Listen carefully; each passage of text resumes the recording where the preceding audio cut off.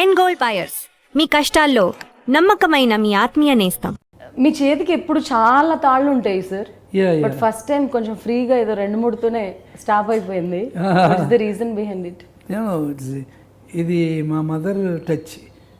మా చిన్నప్పటి నుంచి మదర్ 4 o'clockకి లేపి గుడికి తీసుకెళ్ళి, మా పెద్ద గుడికి స్నానం చేయించి ఇక్కడికి వెళ్ళి పూజ చేయించి ఇంటికి పంపించేది. పంపించడం ఎప్పుడు తాడు కట్టేది, తాడు కట్టి బొట్టు పెట్టేది అనమాట. దీన్ని లైఫ్లో ఉంచుకోవాలి మనం, ఇదే మనకి ధైర్యం, ఎవరికి బ్యాడ్ వచ్చినా మన మీద పడినా ఇవి తీసేసుకుంటాయి అని చెప్పేది ఎప్పుడు కూడా. అందుకని ఇవన్నీ మా మదర్ ఐడెంటిటీ ఎప్పుడు ఫాలో అవుతాను. సినిమా ఇండస్ట్రీ వచ్చేంత వరకు మనకు ఒక వన్ కైండ్ ఆఫ్ లైఫ్ ఉంటుంది. అప్పుడు ఇలాంటివి కట్టుకోవడం కానీ, బొట్లు పెట్టుకోవడం కానీ, పెద్ద పెద్ద ఉంగరాలు క్యారీ చేయడం కానీ, వీటి గురించి పెద్దగా పట్టించుకోరు. బట్ సినిమా ఇండస్ట్రీకి వచ్చిన తర్వాత దాదాపు డైరెక్టర్స్ కానీ, పెద్ద పెద్ద స్టార్స్ కానీ ఇలాంటివి వేసుకోవడానికి కానీ, లేకపోతే ఏమైనా అనుకుంటారేమో, ఈజ్ ఓవర్ స్పిరిచువల్ అనుకుంటారేమో అని చెప్పి ప్రిస్టేజ్ గురించి ఆలోచించో ఇవన్నీ అవాయిడ్ చేస్తుంటారు. But still you're been continuing the same kind of things sir. Correct. ఎందుకంటే సినిమా ఓకే, లైఫ్ అంతకన్నా ఓకే. అందుకే మన లైఫ్లో వచ్చినవి అన్నీ కూడా, మా లైఫ్ ఐడెంటిటీస్ అన్నీ కూడా అవే టెంపరీ కాదు. ఏదొచ్చినా, ఎక్కడొచ్చినా, ఎలా వచ్చినా మన ఐడెంటిటీ మిస్ అవ్వకూడదు. అందుకే అందరూ ఇప్పుడు కృష్ణుడికి, రాముడికి ఎందుకు కిరీటాలే పెడతారు? ఎందుకంటే ఇది ఐడెంటిటీ. అలాగే మన లైఫ్లో కొన్ని ఐడెంటిటీస్ వస్తాయి, మదర్ సైడ్ నుంచి, స్నేహితుల సైడ్ నుంచి. అది మనకి ఎప్పుడూ ఉంటుంది. అది ఎప్పుడు టెంపరీగా వచ్చింది కదా అని, ఇవాళ ఉంది కదా అని, ఇది వచ్చింది కదా అని ఎవరో అఫీషియల్స్ వస్తున్నారని తీసేయడం అలా ఉండకూడదు. వచ్చేవాళ్ళు కూడా అది చూసి ఎంజాయ్ చేయాలి. ఎందుకంటే అది మన లైఫ్ ఐడెంటిటీ. అది లైఫ్ ఐడెంటిటీ మిస్ అవ్వకూడదు. అలా నేను దాన్ని ఫాలో అప్ చేస్తాను. సినిమా సర్కమ్స్టాన్సెస్లో మీతో పనిచేసిన వ్యక్తులు, హీరోలు అవ్వచ్చు, హీరోయిన్లు అవ్వచ్చు, టెక్నీషియన్స్ అవ్వచ్చు, దీని గురించి ప్రస్తావించారా? ఎప్పుడు చేస్తారు. కొందరైతే వాళ్ళు కూడా కట్టుకుంటున్నారు ఇప్పటి నుంచి. వాళ్ళు కూడా ఇప్పుడు కూడా డైరెక్ట్గా ఐడెంటిటీ. ఒక్కోసారి ఒక హీరో అయితే, ఏ సార్ ఇవాళ ఏంటి కొన్ని తక్కువ కట్టారండి మీరు అడిగినట్టు అడిగేవారు. లేదు సార్ కొత్తవి వస్తున్నాయి రేపు అని చెప్పు. అందుకని కోడి రామకృష్ణ ఎలాగో, కోడి రామకృష్ణ సినిమా ఎలాగో, కోడి రామకృష్ణ పేరు ఎలాగో, కోడి రామకృష్ణ ఐడెంటిటీ కూడా అలాగే ఉంటుంది. అందుకని అందరూ సినిమాని ఎలా క్వశ్చన్ చేస్తారో అలాగే నా ఐడెంటిటీని కూడా అలాగే క్వశ్చన్ చేస్తారు, ఎంజాయ్ చేస్తారు అందరూ కూడా. So I like it. Moreover చేతులకి ఉంగరాలు కూడా పెద్ద పెద్ద ఉన్నాయి. ఇది నా ఫ్రెండ్స్. మా చిన్నప్పటి నుంచి నా ఫ్రెండ్స్ అందరూ కూడా నా క్లాస్మేట్స్, అస్ట్రాలజర్స్ వాళ్ళు. వాళ్ళు ఎప్పుడు నా డేట్ ఆఫ్ బర్త్ ఆడ దగ్గర ఉంటుంది, నేను ఎవరికి ఇవ్వను. అందుకని వాళ్ళు అబ్జర్వ్ చేస్తూ ఈ సంవత్సరం నువ్వు ఇది పెట్టుకోవాలి, ఈ సంవత్సరం ఇది పెట్టుకోవాలి అని వాళ్ళే ఉంగరాలు పంపిస్తుంటారు. అందుకని నేను ఎప్పుడు కూడా వాళ్ళ ఉంగరాలు పెట్టుకుంటా. అన్ని ఉంగరాలు పెట్టుకోలేం కదా. ఒక్కొక్కసారి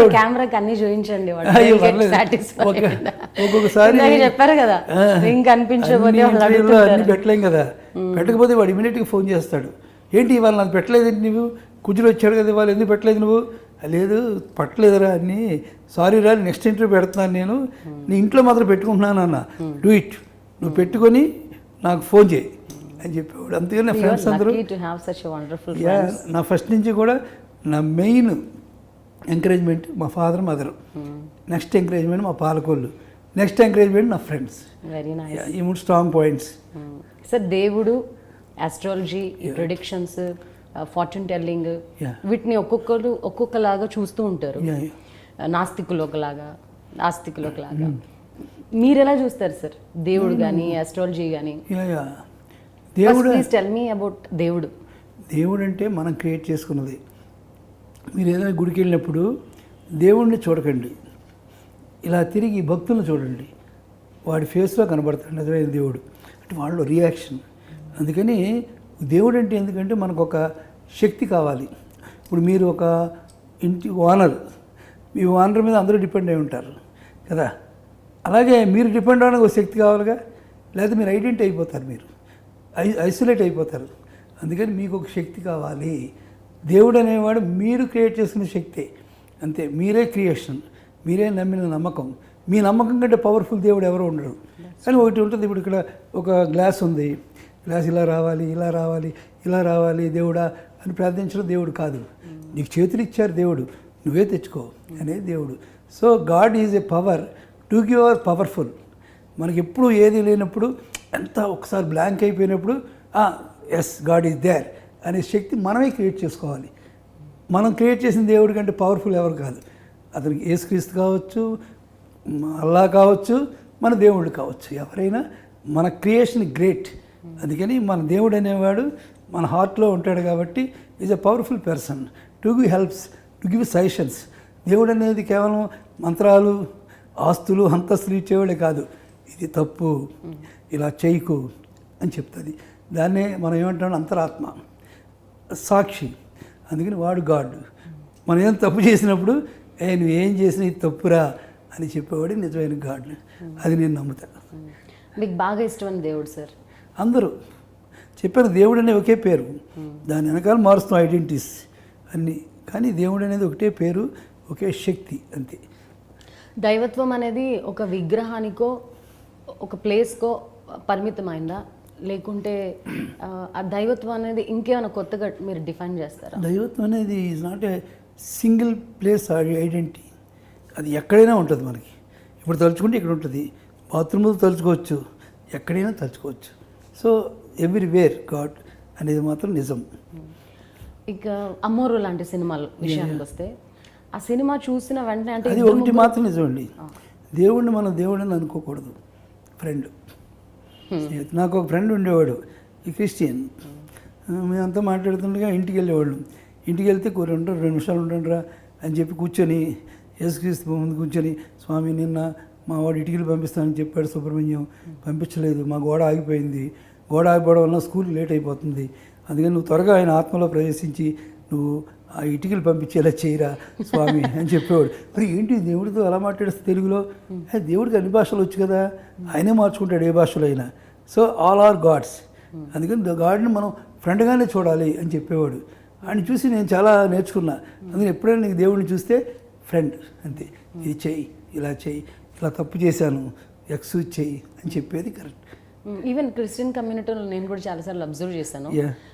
మనం మామూలుగా మనసులో మొక్కుకోవడం ఏదో చేస్తాం, కానీ వాళ్ళు కమ్యూనికేటింగ్ డైరెక్ట్గా దేవుడు ఎదురుగా ఉంటే ఎలా మాట్లాడతారో అలా కమ్యూనికేట్ చేస్తారు. అదే మంచిదండి. దేవుళ్ళన్నీ అల్లా కానీ, యేసుక్రీస్తు కానీ, వెంకటేశ్వర స్వామి కానీ ఫ్రెండ్లా మాట్లాడండి, ఆయన మీతో మాట్లాడతాడు. అలాగే చర్చికి వెళ్ళడం, మసీద్కి వెళ్ళడం, వెళ్తా, ఎప్పుడు వెళ్తా నా ఫ్రెండ్స్ తోటి. నేను చర్చికి వెళ్తా, ఇక్కడ మసీదులకి వెళ్తా, కాసేపు కూర్చుంటా అక్కడ, వాళ్ళందరినీ చూస్తా. బట్ అందరిలో కనబడేది ఒకటే, నాకు గాడ్లు డిఫరెంట్ అయినా ఐడెంటిటీ ఒకటే అండి, ఆ స్పిరిట్, ఆ ఫీలింగ్ అంతా ఒకటే. అందుకని దేవుడు అనేవాడు మనం క్రియేట్ చేసుకున్న శక్తి కాబట్టి మనం ఆయన ఆరాధించాలి అనేది మాత్రం పవర్. చాలామంది అన్ని దేవుళ్ళని నమ్మేవాళ్ళు, దేవుడు అంతా ఒక్కటే అనేవాళ్ళు. బైబిల్, ఖురాను, భగవద్గీతతో పాటు ఇలా అన్ని చదువుతూ ఉంటారు సార్. మీరు ఈ రెండు కూడా చదివారా? నేను బైబిల్ చదివాను, ఖురాన్ చదివాను, తెలుగులో ట్రాన్స్లేట్ చేసుకొని, మన భగవద్గీత చదివాను, మన వేదాలు చదివాను. చూస్తే గొప్ప విషయం ఏంటంటే అన్నీ ఒకటే, ఐడెంటిటీస్ ఒకటే, పాలసీలు ఒకటే. నేను వాళ్ళందరికీ ఫోన్ చేస్తా, ఇది మన బైబిల్ లాగా ఉందే, ఇది మా ఖురాన్ లాగా ఉందే, ఇది మన వేదం లాగే ఉంది, భగవద్గీతలా ఉందంటే అన్నీ ఒకటే, అన్నీ వేరు వేరు కాదు. అందుకని నేను మీకు అరుంధతిలో పెట్టా, ఏంటి మీ ఖురాన్లో రాశారు అదంటే మీ భగవద్గీతలో కూడా రాశారుగా అని వాడు భగవద్గీత చెప్తాడు ముస్లిం. అందుకని ఎవరి వేర్, అన్నీ ఒకటే, అన్నీ కూడా నీటిలోంచే పుట్టాయి, నీటిలోంచే పుట్టాయి, స్త్రీ నుంచే పుట్టాయి అనేది కథ ప్రారంభమవుతుంది. చూడండి ఏ కథ అయినా సరే. సో అన్ని వేదాలు కానీ, ఖురాన్ కానీ, బైబిల్ కానీ అన్నీ ఒకే ఐడెంటిటీ మీద వెళ్ళి, అన్నిటికీ మూల కారణం మానవత్వం, మనిషి బాగా బ్రతకడం. అసలు కొంతమంది పూజలు ఎక్కువ చేయడం, ఉదయాన్నే 3 గంటలకు లేసేసి దేవుడిని ప్రార్థించడం, దేవుడి గురించి గొప్పగా చుట్టుపక్కల ఉన్న వాళ్ళకి స్పీచ్లు ఇవ్వడం, ఇవన్నీ చేస్తుంటారు. కానీ పక్కన వ్యక్తి సమస్యలో ఉన్నప్పుడు కొంచెం మనం సహాయం చేసే ఛాన్సెస్ ఉన్నా కూడా చేయకుండా దేవుడి దాకానే ఆ ఇంట్రెస్ట్ని పరిమితం చేస్తారు, సహాయం చేయడానికి ఇష్టపడరు. అలాంటి వాళ్ళని ఎలా చూస్తారు మీరు? అందుకని దేవుడు ఒకటే చెప్పండి, డోంట్ డిస్టర్బ్ మీ. ఫస్ట్ చెప్పింది నన్నేది మీరు డిస్టర్బ్ చేస్తారు? ఒక సహాయం చేయాలి, ఒకడు కష్టంలో ఉన్నాడు, అక్కడ నేను ఉన్నాను. ఒకడు చాలా కష్టపడుతున్నాడు, అక్కడ నేను ఉన్నాను. ఒక ఆపరేషన్కి డబ్బులు లేవు, చచ్చిపోతున్నాడు, హెల్ప్లో నేను ఉన్నాను. అందుకని నేను మనిషికి సహాయం చేయడంలో ఉన్నాను, కానీ బొమ్మలో నేను లేనని దేవుడు ఖచ్చితంగా చెప్పేశాడు అంతా కూడా. అందుకని మానవ సేవ కంటే అంటే మనకు అనిపించాలండి, మనకి అనిపించాలి, ఓ ఇది కరెక్టు, ఇది చేయడం వల్ల నాకు ఒక తృప్తి ఉంది అనేది అనిపించింది. ప్రతి దాంట్లోనూ దేవుడు ఉన్నాడు. నాకు క్రిస్ అని మాకు అమ్మోరికి గ్రాఫిక్ చేశాడు. అతను ఒకసారి హైదరాబాద్ వచ్చాడు, వచ్చి భోజనానికి వెళ్ళాడు. నేను శ్యామ్ కూర్చుంటే వచ్చి బోర్ని ఏడుస్తున్నాడు. అతను భయంకరంగా ఏడుస్తున్నాడు. ఏమైంది, వాట్ హ్యాపెన్ అని అడిగా. ఏం లేదు, నేను వస్తుంటే రోడ్ సెంటర్లో ఒక 5 years baby, she is begging, చెప్పులు లేవు పాపం, ఎలాగ అన్నం ఎవరు పడతారు, ఎలాగ శ్యామ్, ఓరి బాబు ఇది ఎక్కడరా బాబు, ఏమో I want to feed hair అన్నాడు. మేము శాతం ఎక్కించుకొని నేను శ్యాము రోడ్లన్నీ తిరిగాం. ఒక సెంటర్లో దొరికిన వెంటనే ఎంత హ్యాపీ ఫీల్ అయ్యాడంటే, అమ్మాయిని తీసుకుని ఎత్తుకొని ఆమె భోజనం పెట్టి 5 రూపాయలు డబ్బులు ఇచ్చి జోళ్ళు కొని ఇచ్చి, అమ్మా నవ్ ఐఎమ్ హ్యాపీ. ఇది సేవ అంటే, ఇది గాడ్ అంటే. అంతేగాని గాడ్ అంటే ఊరికి ఆర్టిఫిషియల్గా మంత్రాలు చదవడం ఇది గాడ్ కాదు. ఇది మానవత్వం నుంచి వెళ్ళేదే గాడ్. అండ్ సినిమా ఇండస్ట్రీలో చాలామంది సెక్యూర్డ్గా వాళ్ళ ప్రాపర్టీస్ని సెక్యూర్ చేసుకోవడం, కొంతమందిని చూసిన తర్వాత ఇప్పుడు మహానటిలో సావిత్రి గారి గ్రాఫ్ ఎలా పడిపోయింది, ఎలా అందరూ మోసం చేశారు, మనం ఇలా హెల్ప్ చేయాలనే తపనున్న వాళ్ళ వీక్నెస్ని క్యాష్ చేసుకునే వాళ్ళు కూడా కొంతమంది ఉంటారు కదా. అలాంటి సిచ్యుయేషన్స్ మీకు ఎదురయ్యాయా? ఇప్పుడు మనం ఆపర్చునిస్టులు అనేది మన చుట్టూ ఉంటారు ఎప్పుడు కూడా. దాన్ని మనం ఎప్పుడు అబ్జర్వ్ చేసుకోవాలి, మన ఐడెంటిటీని మనమే చూసుకోవాలి, మన జాగ్రత్త మనమే పడాలి. ఎప్పుడు వీక్నెస్ అనేది మనల్ని అట్రాక్ట్ చేస్తుంది ఎప్పుడు కూడా. ఆ వీక్నెస్ అంటే మన దేవుడు చేశాడు, నిప్పు ఉంది ఏలు పెడితే కారద్ది అని చెప్పారు కదా. అందుకని మన జాగ్రత్త మనమే చూసుకోవాలి. ఇలాంటి వాళ్ళు కదలినప్పుడు ఇంకా జాగ్రత్తగా ఉండాలి. సపోజ్ మీ దగ్గర వచ్చి ఎవరైనా సరే ఇట్లా నా పరిస్థితి బాగాలేదు అని మీ దగ్గర పనిచేస్తున్న టెక్నీషియన్ లేకపోతే ఇంకొకళ్ళు వచ్చి అడిగినప్పుడు మీరు ఏమేమి చూస్తారు ఫస్ట్? అది నిజమా ఫీల్ అవుతా ఫస్ట్, అయ్యో పాపం అతనికి లైఫ్ అండ్ డెత్ క్వశ్చన్ వచ్చింది అని ఎలాగైనా నేను మా ఫ్యామిలీ మెంబర్స్ మీటింగ్ పెట్టుకొని ఎలాగైనా సేవ్ చేయాలి అనేది ట్రై చేస్తాను తప్పకుండా. అలా చేశాను చాలాసార్లు. అది ఏదో చేసామనే దానికోసం మాత్రం కాదు, for hour satisfaction life long. అక్కడ మిస్ అయిపోయాడు అనుకాడు, చనిపోయాడు అని కప్పుకొని లైఫ్ లాంగ్ మనం ఫీల్ అవుతాం, అరే ఆ రోజు మనం చేయలేకపోయాం. తర్వాత మీరు కోట్లు సంపాదించవచ్చు, అరే ఇది అప్పుడు ఉంటే బాగున్నే అనిపిస్తుంది. అందుకని మనం ఉన్న దాంట్లో మనం హెల్ప్ చేసాం అనే సాటిస్ఫాక్షన్ ఉంటే ఇంక లైఫ్లో మనకి వెనకడుగు ఉండదు అనేది నా ఉద్దేశం. It's my personal feeling. Yeah. అమ్మరు విషయానికి వస్తే సార్, మీరు మంచి సినిమాలు తీశారు. నేను ఇందాక చెప్పినట్టు political drama, family drama and women oriented and village oriented. ఎన్ని తీసినా Ammoru is a masterpiece in your track record. Whatever it may be, whether it is RR కానీ, సాంగ్స్ కానీ, స్పెషల్ ఎఫెక్ట్స్ కానీ, అందులో ఉన్న ప్రతి క్యారెక్టర్ కానీ, the way you have portray the characters. Ammoru cinema వచ్చినప్పుడు I think I was in 6th class or something else. One of my friends చెప్పారనమాట, ఆ సినిమా రిలీజ్ అవుతుంది అనగా ఒక అమ్మాయికి, నాలో ఫ్రెండ్ సర్కిల్లో ఉన్న ఒక అమ్మాయికి సేమ్ కైండ్ ఆఫ్, మీరు రమ్యకృష్ణ పాత్ర ఉంటుంది కదా ఉగ్రరూపం దాల్చినప్పుడు, అదే కైండ్ ఆఫ్ అపియరెన్స్ నా కల్లో వచ్చింది. నేను సినిమా రిలీజ్ అయిన తర్వాత చూస్తే నేను చాలా కనెక్ట్ అయ్యాను అండ్ నేను షాక్ అయ్యాను. ఈ ఇమేజ్ నేను ఎప్పుడు చూడలేదు, బట్ నాకు ఇది ఎలా వచ్చిందని. She is also so spiritual. అప్పుడు అనిపించింది, అంటే ఒక ప్రేక్షకులకి కనెక్ట్ అయ్యే విధంగా ఇంత గొప్పగా సినిమా తీయగలుగుతారా అని చెప్పి. అండ్ ఎస్పెషలీ అమ్మోరు జనరల్గా విగ్రహాలు పెడతాం, విగ్రహాలను చూపిస్తూ ఉంటారు, కానీ అది special shape, special kind of natural thing. మీరు గ్రామ దేవతకి ఒక రూపం ఇచ్చారు, కొత్త రూపం ఇచ్చారు. అది థియేటర్స్ లో కూడా బయట ఉంచారు. సినిమా చూసిన తర్వాత అందరూ మొక్కడం, పూజలు చేయడం, that was a very big revolution at that time.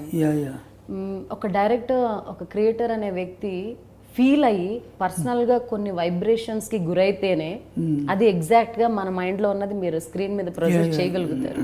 What kind of things inspired you to make this story sir?